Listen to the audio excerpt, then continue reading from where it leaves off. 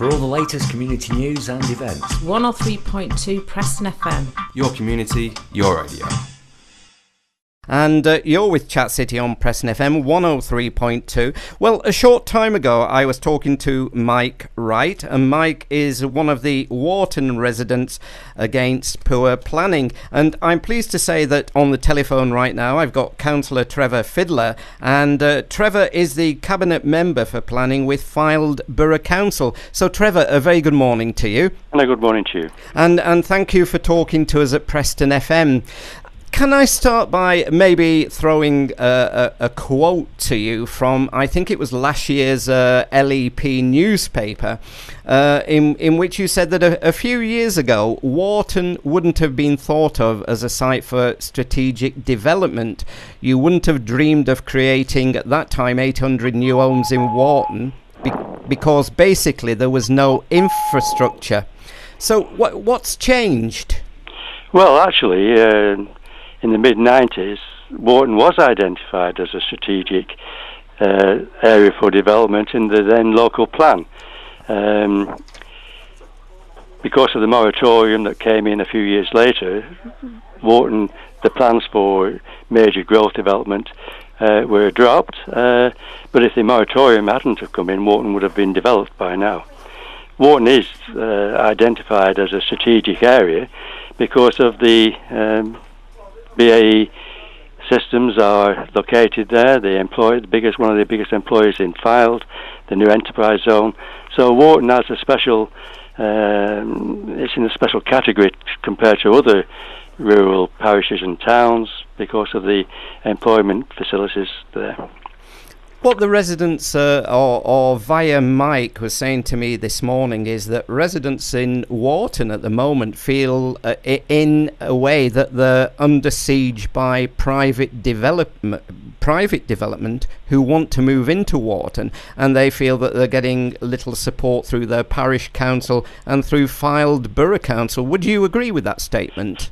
I wouldn't agree. I think they're under siege. They're under siege by developers who are trying to achieve ad hoc development in a way that it preempts the local plan. Their applications are premature, and in that sense, yes, they are under siege. I wouldn't agree with the fact that they're not getting support from the parish council or the Fylde Borough Council. The two councils are in a very awkward position. The government are insisting on a growth agenda. They say to local district councils like Fylde, and in our case we've got to build 6,800 houses between now and the year 2030, and we've got to build them in Fylde. And if we go to the Warton residents and say this is what we intend to do at Warton, and they say we don't want it, then I have got to go to Trails, Newton, Wheaton, Clifton, Staining, Singleton. And the answer invariably is that, well, yes, we do need the houses, but don't build them here. So, yes, they are under siege. And one of my major criticisms of the government's growth agenda is simply this. They tell us we have got to build this 6,800 houses. That's fine, okay, we accept that. But then we ought to be allowed to plan properly and in a coordinated way. And take Warton, for example.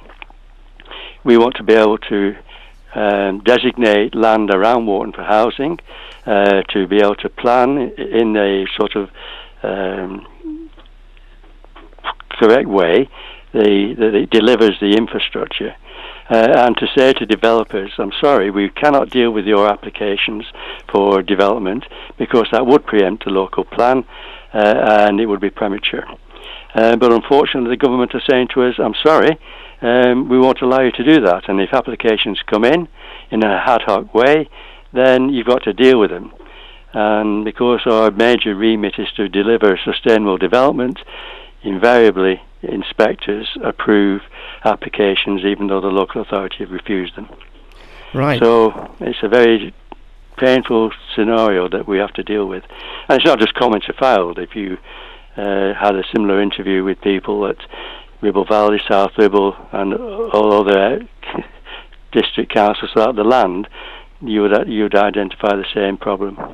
So, I mean, are we talking here that councils have neglected to plan over previous years, knowing that this was going to be the scenario that we'd be facing in years to come? No. Planning as an animal changed its spots tremendously. With the local plan as it was evolving was suddenly knocked off course by the government's introduction of the National Planning Policy Framework, which isn't a planning document in my mind, it's an economic document. And this planning framework simply says we need, and you will deliver, a growth agenda. And that is the remit that local district councils like Fylde have to adhere to. Right. I've not been able to talk to the local MP, who is Mark Menzies, but residents do appear to be confused in statements that they are saying has come from Mark Menzies and from yourself about central government and the role in planning, and particularly in the housing situation, that in fact Mark Menzies is saying to them that there is in fact more control over where houses are built than that they take from yourself. I don't know if you'd like to comment on that. The line was slightly crackly then and breaking up. Could you repeat that? Yes, I will. I'm saying I've not been able to check this out with Mark Menzies, but residents are saying that they appear to feel there's a discrepancy in the regulations as portrayed to them by yourself and Mark Menzies, that central government, that the issue around central government is that there is more availability to yourselves as local councillors as to where the planning of future houses go, and it isn't dictated by central government. Well, some people do make that argument, but unfortunately it is not true. And while I'm a Conservative councillor, I have great criticism of the present government, the coalition government, but again, right across the political spectrum, all main government political parties at Westminster have the same agenda, singing from the same hymn sheet, that they all want far more houses to be built and all sign up to the growth agenda. And those people who say, no, it's in the hands of the local authority to deliver and designate where houses go, in today's regime, that is not the case. It was when Eric Pickles brought out his Localism Act. And this is what causes some of the confusion. When Eric Pickles brought out the Localism Act, it allowed councils like Fylde to have control. We had major applications at Mowbray Lane and at Queensway in St Anne's, and the Localism Act said you cannot develop that land premature to the local plan. You cannot preempt the local plan, and that gave us, we cried hallelujah, it gave us some authority in determining where houses went, and it didn't preempt the local plan considerations. But that didn't last very long. Within months, the National Planning Policy Framework, which is a Chancellor of the Exchequer's fingerprints all over it, came out and superseded the Localism Act, and no longer can we use that argument, and therefore it makes our position far less important. We just have to do the government's dirty work for us. Right. I mean, looking at the map and the proposals for the area and the various developers who move in, I mean, there is at the moment one main road in a way that links Preston through Warton to Lytham. And if anybody travels that road, particularly in a morning or at certain times in an evening when the workers from aerospace are coming out, I mean, it's chock-a-block. I mean, there's about to be a Tesco store there and a food outlet quite soon. How on earth would the roads cope with the number of houses that are being planned? It's a very, very important point, and there are many residents of Warton who are simply saying to us, we accept that Warton's identified as an area for growth, and we're prepared to accept that, provided the necessary infrastructure is put in place. And in that theme, we as a Borough Council, called a meeting of all stakeholders involved in Warton. That was the landowners, developers, the parish council, county council, the education authority, county highways, to a meeting in November of last year to try and coordinate, to invite the developers to join us, and in terms of planning Warton through a master plan, to plan it properly, to have a plan which would deliver the infrastructure. And if everybody had come on board, we would have been able to achieve that. But unfortunately, the developers know very well that the way that planning applications are interpreted by the Government Planning Inspectorate, they've got a good chance of approval without working with all the other stakeholders to give you this coordinated master plan. So we are very much weakened by the government's refusal to stop developers coming in with ad hoc development. It's a nightmare. And I feel very sorry for the residents, because there's nothing we can do to prevent this from happening. If only there was, we could have some sort of normality returned back to the planning process. But I regret the policies from this government are extremely draconian. Well, the story this morning and this interview is certainly causing lots of interest from people who are sending in comments and wanting to know more. One that I've picked up is from David Hoyle, and he says, has there been any consideration to build more near the M55 roundabout, given that that would solve a lot of the issues to do with roads, etc., and it would probably be a more ideal location for house selling? The Blackpool periphery, which is around the M55 Junction 4, has been earmarked by Fylde as an area of development for many, many, many years. And in the emerging local plan, then you'll see that a lot of houses are being earmarked for areas around the 55 junction there, Junction 4. So the area that's under the spotlight at the moment is Queensway, is Windyke, where something approaching 2,000 houses could be accommodated. That's part of the local plan. Remembering that the local plan is a Fylde-wide local plan, and we can only build. We would be penalised if we said all the houses have to go to the Blackpool periphery, because we would be, the criticism would be housing has got to be spread across all Fylde. And I come back to the very first point I made with you. Warton has always been identified as a strategic area for development, even back into the mid-90s, and therefore it has to take its share of the housing numbers that we have to build. But I will make the point that the parish council at Warton, in its neighbourhood plan deliberations, are saying, yes, we will accept housing, and I think they put a figure of something like 650 houses instead of the 1,150 that was in the local plan preferred document.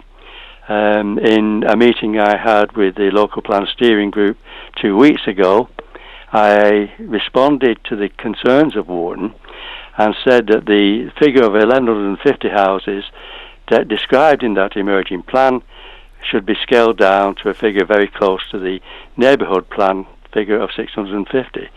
That's a position that I have endorsed, and indicates that I have listened to the people of Warton, and I've got concerns that the scale of development proposed for Warton is too high. But having said all that, my intention is a very genuine one. I cannot prevent the ad hoc applications coming in by developers are saying, let's get in quickly and make sure we can secure planning permission. So it's not a very enviable place to be in. Well, that's probably maybe gone towards answering a question from Jessica Ashworth. Jessica, thank you for yours about blaming central government for all this, which Jessica doesn't believe that's where the problem lies. There was a heated and emotional meeting last night, as I'm sure you can understand. And from the meeting, what the residents are asking for is a commitment from Fylde Borough Council to engage with the parish council, the neighbourhood plan steering group and residents in the same way that they say the Fylde Borough Council are engaging with developers who are promoting development.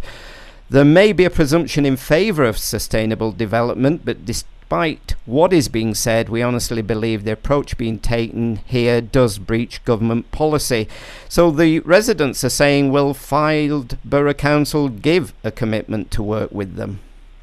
We've always worked with the parish council. We are in close contact with the group of councillors who are on the neighbourhood plan. I have just pointed out to you that I have responded a couple of weeks ago by reducing the number of housing at Warton from 1,150 to the figure described in that neighbourhood plan of 650.